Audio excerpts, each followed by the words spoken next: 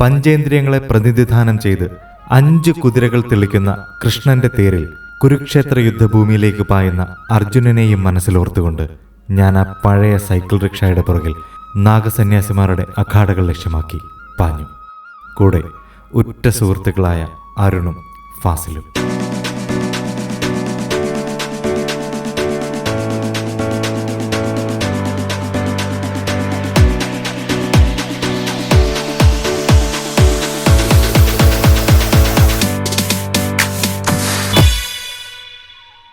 ഫെബ്രുവരി 2 പുലർച്ചെ ഒരു വള്ളത്തിൽ ത്രിവേണി സംഗമത്തിലെത്തിയ ഞങ്ങൾ ഈ പുണ്യതീർത്ഥത്തിൽ ആദ്യ സ്നാനം ചെയ്തു.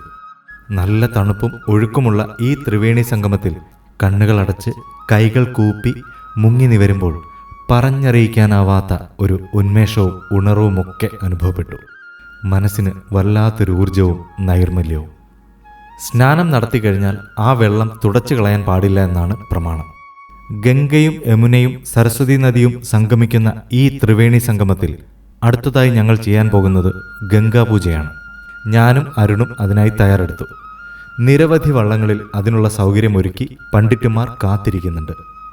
ഫാസിൽ ഒരു കൊച്ചു കുട്ടിയുടെ കൗതുകത്തോടെ അത്ഭുതത്തോടെ എല്ലാം നോക്കിക്കാണുന്നു. പണ്ഡിറ്റ് ചൊല്ലിത്തന്ന ശ്ലോകങ്ങൾ ഏറ്റുപറഞ്ഞ് ഞാനും അരുണും ഗംഗാപൂജ ആരംഭിച്ചു. ഹൈന്ദവർക്ക് ഗംഗ കേവലമൊരു നദിയല്ല, ഗംഗാ മാതാവാണ്. ഭഗീരഥ മഹാരാജാവ് തൻ്റെ പൂർവികർക്ക് മോക്ഷം ലഭിക്കുവാനായി കഠിനമായ തപസ്സിലൂടെ ശ്രീപരമേശ്വരന്റെ സഹായത്തോടെ സ്വർഗത്തിൽ നിന്ന് ഗംഗയെ ഭൂമിയിലേക്ക് കൊണ്ടുവന്നു എന്നാണ് വിശ്വാസം. യമുനാ നദി ശ്രീകൃഷ്ണ ഭഗവാനുമായി ഏറെ ബന്ധപ്പെട്ട് കിടക്കുന്നു. ഭഗവാന്റെ ജന്മസ്ഥലമായ മധുര യമുനാ തീരത്താണ്. മഹാഭാരതത്തിൽ യമുനയ്ക്ക് കാളിന്തി എന്നാണ് പേര്. കാളിയമർദ്ദനം നടന്നത് യമുനയിലാണെന്ന് പറയപ്പെടുന്നു. അതുപോലെ ശിശുവായ കൃഷ്ണനെ കംസനിൽ നിന്ന് രക്ഷിക്കുവാനായി വസുദേവർ അമ്പാടിയിലേക്ക് പോകുമ്പോൾ യമുനാ നദി തന്റെ ഒഴുക്ക് നിലച്ച് നദിയെ 2 പിളർന്ന് വസുദേവർക്ക് മാർഗമൊരുക്കിക്കൊടുത്ത കഥ ഏറെ പ്രസിദ്ധമാണ്. അതുപോലെ തന്നെ പുരാണങ്ങളിൽ ഏറ്റവും പ്രാധാന്യം കൽപ്പിക്കപ്പെട്ട സരസ്വതി നദി ഇന്ന് ഭൂമിയിൽ നിന്ന് തന്നെ അപ്രത്യക്ഷമായിരിക്കുകയാണ്. ഒരു ശാപം നിമിത്തം അപ്രത്യക്ഷമായി എന്നാണ് ഐതിഹ്യം. ഒരിക്കൽ സരസ്വതി നദിയുടെ തീരത്തിരുന്ന് വേദവ്യാസൻ പറഞ്ഞതനുസരിച്ച് മഹാഭാരത ശ്ലോകങ്ങൾ പകർത്തി എഴുതുകയായിരുന്ന ഗണപതിക്ക് നദിയുടെ ശക്തമായ ഒഴുക്ക് കാരണം ഒന്നും കേൾക്കാൻ സാധിച്ചില്ല.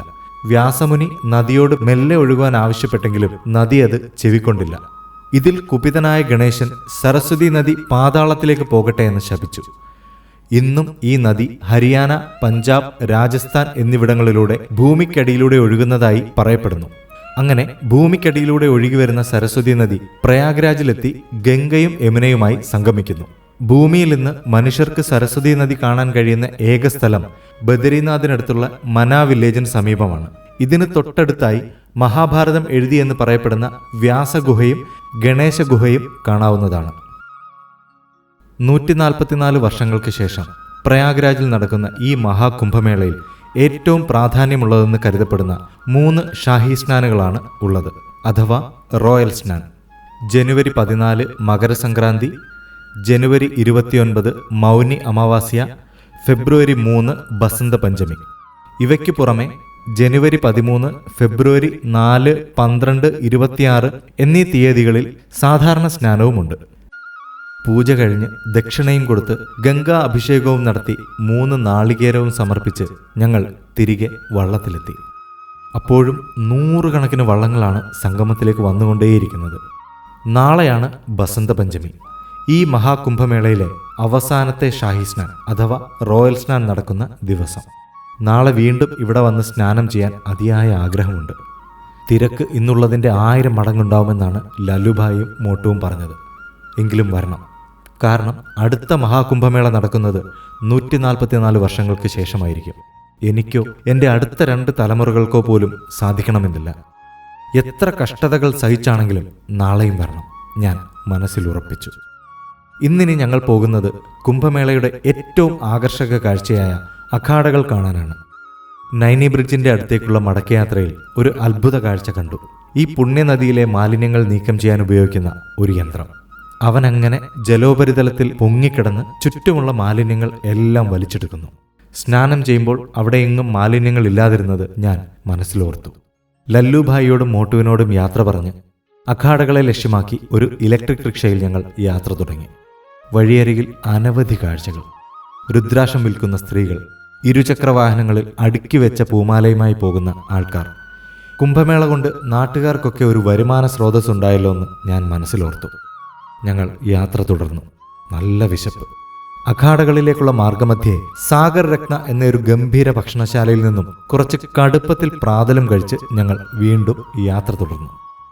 വഴിയരികിലെ മതിലുകളിലൊക്കെ നല്ല ചിത്രങ്ങൾ വരച്ചു വെച്ചിരിക്കുന്നു. എല്ലാം കുംഭമേളയുമായി ബന്ധപ്പെട്ട് ചെയ്തതാണ്. സൈക്കിൾ റിക്ഷ പെട്ടെന്ന് ബ്രേക്കിട്ട് നിന്നു. അഖാഡകളുള്ള സെക്ടറിലേക്ക് പോകുവാനുള്ള വഴി താൽക്കാലികമായി അടച്ചിരിക്കുന്നു. ഞങ്ങൾ മനസ്സില്ലാ മനസ്സോടെ നടക്കാൻ തീരുമാനിച്ചപ്പോഴേക്കും ഒരു സൈക്കിൾ റിക്ഷയുമായി ഒരാൾ വന്നു. നമ്മുടെ നാട്ടിൽ അരിച്ചാക്കും വളവും ഒക്കെ കൊണ്ടുപോകുന്ന തരത്തിലുള്ള ഒരു റിക്ഷ. ഞങ്ങളുടെ യാത്ര അതിലായി. റോഡുകളൊക്കെ അത്യാവശ്യം വൃത്തിയായി സംരക്ഷിച്ചിരിക്കുന്നു. എന്നാലും പൊടി നന്നായുണ്ട്. മാസ്ക് നിർബന്ധമാണ്. പോകെ പോകെ ആൾക്കൂട്ടത്തിൻ്റെ സാന്ദ്രത ഏറി വന്നു. കുറച്ചുകൂടെ മുന്നിലെത്തി സൈക്കിൾ റിക്ഷക്കാരൻ ഞങ്ങളെ കുംഭനഗരിയുടെ ഒരു കവാടത്തിൽ ഇറക്കി വിട്ടു. ആൾക്കാർ തിങ്ങി നിറഞ്ഞ് അഖാഡകൾ ലക്ഷ്യമാക്കി നടന്നു പൊയ്ക്കൊണ്ടേയിരിക്കുന്നു. പൊടി നന്നായി പരക്കുന്നുണ്ട്. വഴിയരികിൽ അനവധി കരകൗശല വസ്തുക്കളുടെ കടകൾ. നടന്ന് ഞങ്ങൾ എത്തിച്ചേർന്നത് താൽക്കാലികമായി ഒരുക്കിയ പാലങ്ങളുടെ അടുത്തേക്കാണ്. ഇത് മറികടന്ന് അക്കരെയാണ് അഖാഡകൾ. ടെന്റുകളുടെ ഒരു ഏകദേശ രൂപരേഖ ഇവിടെ നിന്നാൽ മനസ്സിലാകും. ഞങ്ങൾ 13-ാം നമ്പർ നടപ്പാലത്തിലേക്ക് കടന്നു.